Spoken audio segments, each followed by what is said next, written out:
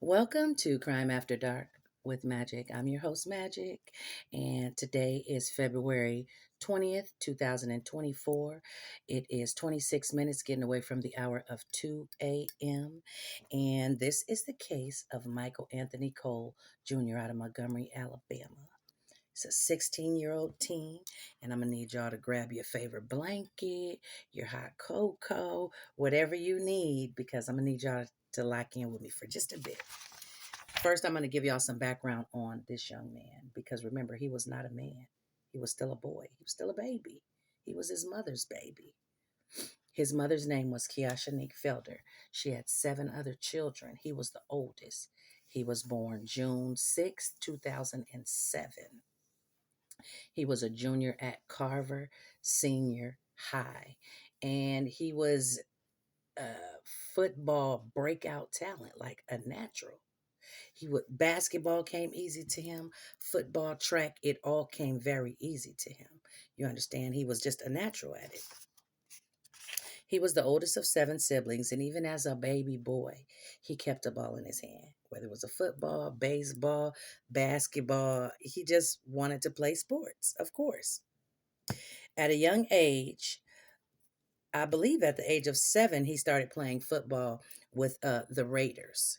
Um, that is where he would meet a lot of his friends that would still be his friends at the end of his life or would meet him in the afterlife. Okay. Um, Even as a child, Mike had aspirations of becoming an athletic star and had natural talent. He quickly matured into a young man. He was a man that people would think, oh, he's older. He's not 16. He's older than that because of his conversation, the way that he carried himself, and his stature. You know, these kids nowadays, they're big. They're looking older, but they're not. Okay. And also, even though Mike was 16, everyone that he was around was older than him. I want y'all to remember that. Okay. His talents didn't even stop at basketball or football or track. He also could rap. He was very musically inclined. You understand what I'm saying? He had a natural ear for rhythm, could ride a beat, if you know what I mean. So he started uploading some of his music with some of his teammates and his friends to SoundCloud. He even went as far as did that. He even went as far as to have a video made. Now, this video, who do you think made this video? Hmm. Who do you think made this video? Uh, a talented videographer by the name of Traylon Jennard Gilchrist. He made the video. Y'all know who that is? Y'all know Trey? Okay. So even despite this outlet, despite the music, the videos, the sports, despite even women, and not all these women were his age. Some were a lot older than him and knew his age and was cool with keeping their relationship a secret. Okay. So you can imagine Mike must have had some type of clout. Like you're with all these, everybody's older than you. I'm not sure if Traylon was his cousin. It's been speculated that that was his cousin, the videographer, which is also the young man that got robbed on the 25th. Uh, he uh, he was connected to different people. Even the young lady that he dated that was much older than him in her 20s with a child, she had several businesses. She was doing her thing, you know what I mean? So he's always been connected. Now that goes back to his family. His family have always had street ties, from his auntie to his granny to his mama. All of them have street ties, okay? So you know you grow up in that, right? All right.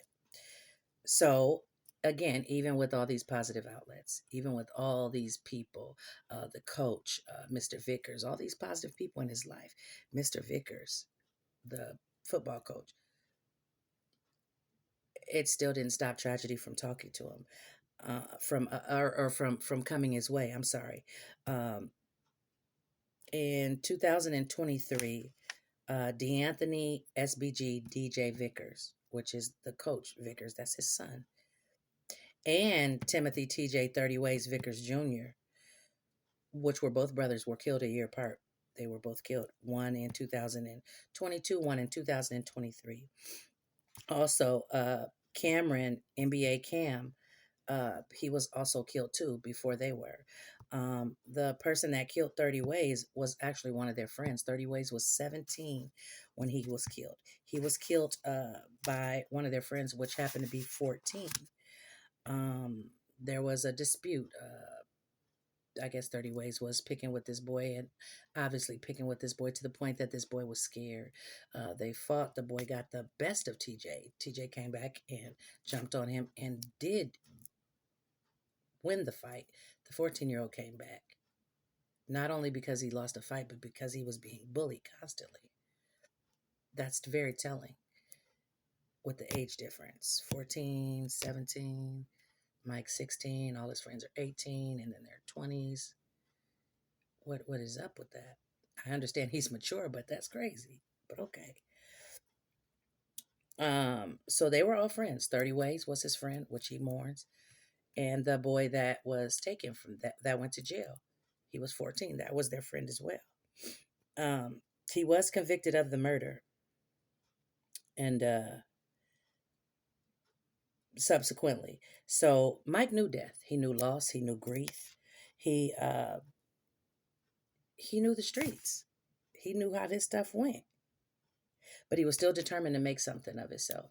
So because of the crowding of the home, and because he got older and he got into some different things, he was a very private young man.